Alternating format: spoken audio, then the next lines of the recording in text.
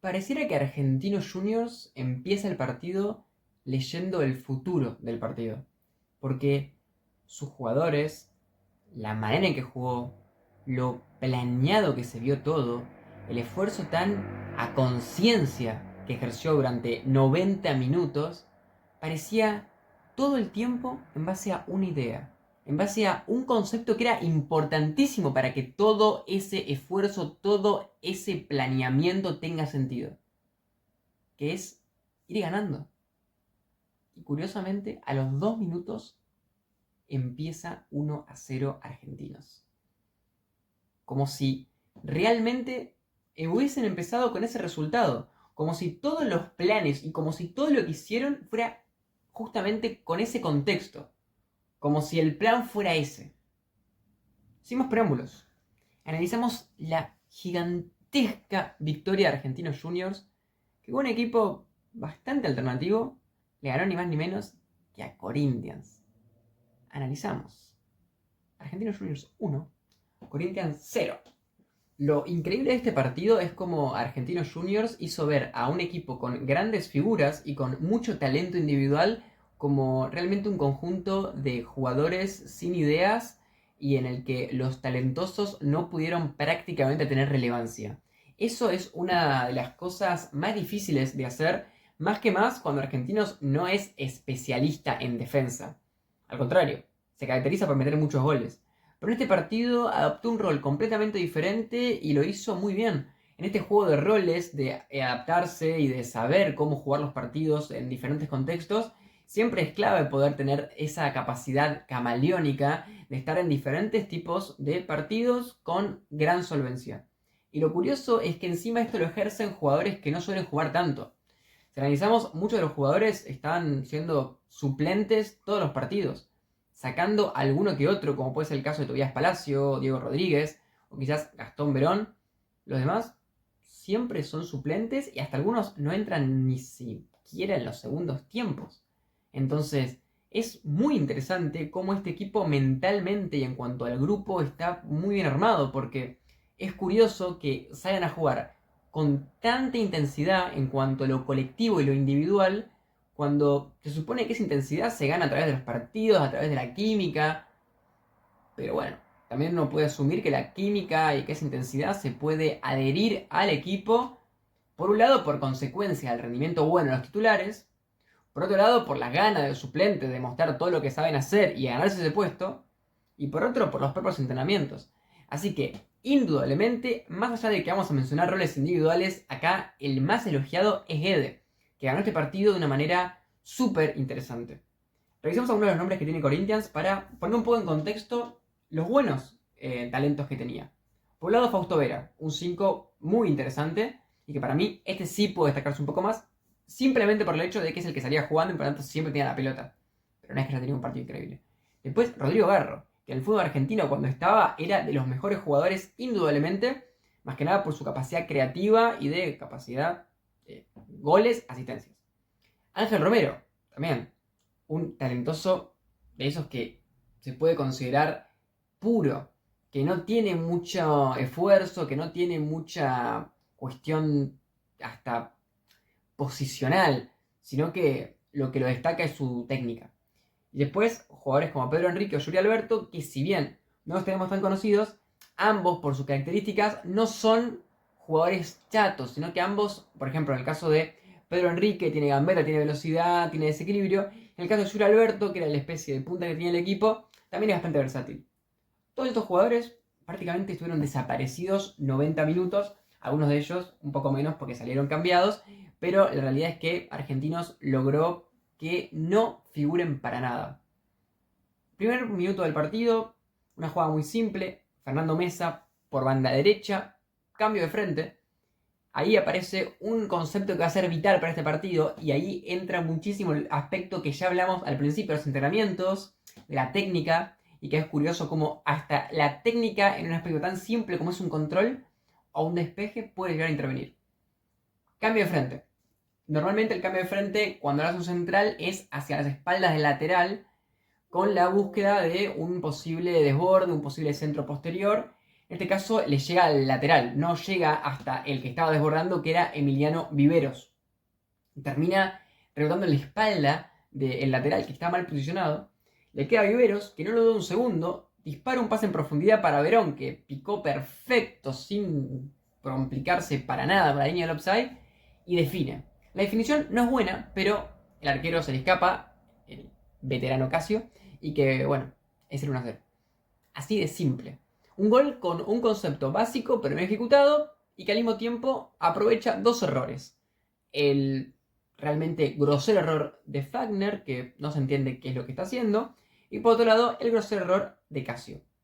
Uno lo aprovecha Viveros, otro lo aprovecha también Verón.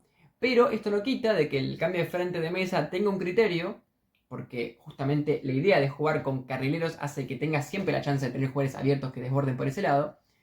También está el criterio de Viveros en jugar rápido antes de recuperación alta. Y también está el criterio de Verón de desmarcar cuando no había pasado ni un segundo de esa recuperación alta. Criterio, inteligencia y calidad en ejecución combinada con aprovechamiento de debilidad de los rivales. Una fórmula letal para empezar ganando un partido. Y a partir de ahí, ser súper sólido. Tobias Palacio, Eric Godoy y Fernando Mesa atrás, siempre súper concentrados. Nunca cometieron errores a la salida. Estoy pensando, pero prácticamente siempre lograron darle la pelota con limpieza a o los carrileros o los mediocampistas. Sólidos en cuanto a la marca, no se les escapaban los jugadores, a las pelotas paradas no sufrieron. Y si bien hay jugadas excepcionales, las de Corinthians tuvo alguna chance de meter gol, tuvo dos atajadas, por ejemplo, el ruso Rodríguez, una en el primer tiempo, una en el segundo, ambas veces por jugadas en las que son centros, pero si bien hay que destacarlas, y en un lado es error de Mesa, que se le escapa por detrás Pedro Enrique, en otra jugada tiene más que ver con una desprolijidad general de la defensa que cabecea Kaká y que la ataja con un reflejo muy bueno Rodríguez. Hay que tener en cuenta que Corinthians, siendo un equipo que estuvo perdiendo desde el minuto 2, o sea, de que tuvo la responsabilidad de empatar el partido, todo el partido, tuvo solamente 6 tiros. 6 intentos de tiro. O sea, fíjate lo poco que es 6 intentos cuando Argentinos, que tuvo todo el partido ganando y que no tuvo ninguna responsabilidad y que tampoco atacó tanto, tuvo 12 tiros. De los cuales 4 fueron al arco cuando solamente Corinthians 2 fueron al arco. Y acá no es el hecho de usar el fútbol como una especie de tabla matemática. Son datos que grafican lo que pasó. Un Corinthians que no puede patear al arco es un Corinthians que no puede llegar a zonas altas de la cancha. Porque ni desde afuera le podía pegar porque no llegaba. Porque estaba incómodo. Fíjense, lo que sí Corinthians intentó hacer fue tirar centros, que tiró 15, que fíjense que igual que es poco 15. En general un equipo que va perdiendo y que tiene todo el partido por delante, mínimo tira 30 centros, o al menos 20 seguro. Y tiró 15, y conectó solamente 2. O sea que tampoco estuvo preciso, tampoco tuvo intentos. La verdad es que Argentinos lo que impidió fue que llegase el equipo rival. Hay un contexto en el segundo tiempo que es una expulsión, pero ya no vamos a meter. El primer tiempo, en general, lo que pasaba era que cuando un jugador de Corinthians tenía la pelota, encontraba a un panorama hacia adelante donde no había casi nadie solo, y donde si había uno que se desmarcaba, rápidamente tenía un montón que lo intentaban absorber. Por izquierda, por ejemplo, podía aparecer Palacios junto con Viveros, junto con Gamarra, absorbiendo lo que sea, ayudándose entre todos. Por el medio, Godoy, Gamarra, Cardoso, absorbiendo lo que sea. Y por derecha, Montiel, que lo vamos a mencionar prontamente, Cardoso y Mesa. Obviamente se pueden fijar que hay algunos jugadores que se repiten porque depende de dónde esté la pelota, los mediocampistas que están más en el medio van rotándose. Intensidad, marca, fiereza, concentración, la clásica basculación a través de la pelota del rival. Garro tenía que retrasarse un montón para tener la pelota, lo hizo poco, cosa que critico de él porque debió haberlo hecho mucho más, porque el equipo no podía encontrarlo, no encontraba los pases. Tenía que saltar líneas y asistir, por ejemplo, a Pedro Enrique, cosa que pasó una sola vez en todo el partido de ver hacia él, que esa jugada que dio que atajar el arquero de Argentinos. No entendía cómo era posible que haya tantos jugadores interesantes y que no puedan tocarla. Romero lo mismo, ¿eh? No se retrasaba, no la buscaba. Una, digamos, incapacidad creativa y también una incapacidad de actitud en no buscar, no moverse. Quietud que fue claramente el aspecto que más condenó a Corinthians, porque yo interpreto que si bien Argentinos hizo muy buen trabajo, tuvo mucha garra, y ahora falta también mencionar a los tres de arriba que tuvieron un partido súper interesante, pero con un poco más de movilidad, con el talento que tenías que haber podido hacer un poco más. Tenías que haber al menos pateado más al arco, haber tirado más centros, haber hecho algo. O sea, que no pasó. Argentina lo tornó un partido trabado, duro, en el que incluso también tenía más peligrosidad que el propio Corinthians. ¿A través de quién? Montiel. También hay dos jugadores más que falta mencionar, pero Montiel era la carta en la que vos se la pasabas bastante atrás. O sea, sale el arquero, sale para Mesa, sale para Montiel. Un pase que es imposible que te intercepten, o mucho puede estar marcado Montiel. Pero Montiel rápidamente saca la marca de encima y corre. Y cuando corre es mucho más peligroso que Garro, que Romero, que Pedro Enrique, que Yuri Alberto, que Fausto Vera, que quien sea. Solamente con su gambeta ya tenía mucho más peligro que cualquier otro jugador del rival. ¿Por qué? Por el simple hecho de que cuando tenía la pelota, Pedro Enrique no marcaba y por tanto solamente le quedaba Fausto Vera, como en la línea del medio, que tampoco lo marcaba mucho porque estaba más en el medio Fausto Vera. Por tanto, irse mucho para ese lado no es algo del todo útil porque puede llegar a abrir espacio para un jugador más peligroso que esté en el medio. Pero ponele que Fausto Vera. Y después Hugo, que no demostró muchas cualidades defensivas durante todo el partido, de que se ven, algún duelo ganó él, a un otro Montiel, obviamente con ganar uno o dos Montiel ya le sirve para generar peligrosidad. No había tanto cúmulo de jugadores como para que esté incómodo como si le pasaba a los jugadores talentosos de Corinthians. Lógicamente lo que siempre pasa en un equipo que juega posicional y otro equipo que juega transicional. El juego transicional tiene más facilidades, pero tiene menos posibilidades en cuanto a lo numérico. Pero ni siquiera en este caso fue así. Porque Corinthians tuvo mucho la pelota, pero como la perdía muy rápido y las jugadas se terminaban diluyendo en zonas no peligrosas antes de que haya un centro o un tiro, incluso jugando de transición, Argentinos tuvo más cantidad, además de más facilidad. Que habla muy bien de ellos. Gamarra y Cardoso, súper interesantes los dos, consistentes, saliendo jugando, no cometiendo errores, cuidando la pelota, marcando, yendo fuerte. Y por último, en la enumeración de nombres, Battaglini y Verón. Verón ayudando también un montón en la defensa, recuperando pelotas, o cuando uno la recuperaba al rival y quedaba medio bollando, la agarraba, cuidándola, gambeteando, dando de espaldas, bancándose el peso de muchos jugadores, contraatacando, despegando por un lado para el otro, combinándose con los pocos que tenía alrededor. Súper válido el esfuerzo, todo el partido insoportable. Y Battaglini también, Battaglini todo el partido insoportable. A lo último hay una jugada que casi que sobre la hora, que no lo pueden parar y que tiene que hacerle falta y que es increíble como lo último. Argentino Junior no sufrió nada. Los últimos 5 minutos mantuvo todo el tiempo la posesión. Y es otro aspecto más. Argentinos Juniors, pese a este aspecto que acabamos de mencionar de, bueno, digamos que tuvo que ser defensivo porque iba ganando y porque tenía un equipo alternativo para anular las estrellas de los rivales. La posesión estuvo 45-55 en general. O sea que cuando la tenía, la cuidaba. Hacía tiempo con la pelota también, para aprovechar justamente de que el rival no la tenía y descansar con eso. Y tiene con qué hacerlo, porque tiene criterio, porque algunos jugadores tienen mucho talento para hacerlo. Como puede ser el caso de Gamarra, como puede ser el caso que ya dijimos de Cardoso, como puede ser el caso de Eric Godoy o de Palacios como defensores. Y obviamente los demás de adelante, desmarcándose, retrocediendo para ayudar. A nivel colectivo no fue un gran partido. No fue un partido que Argentinos tenga muchas jugadas interesantes de triangulaciones o que tenga muchas jugadas de gol. Pero sí, a unas contras muy simples, yendo por banda o yendo con algún pase largo, a las espaldas, o a una gambeta, como ya dijimos, de algún jugador de los individuales que puede ser Battaglini, Montiel o Verón. Así de simple. Muy simple, pero al mismo tiempo como cuando algo clásico es algo simple, pero al mismo tiempo es algo que funciona. El segundo tiempo tuvo un aspecto, los cambios. Entró Wesley, entró Paulinho, entró Mateusinho. Y creo yo que sirvieron.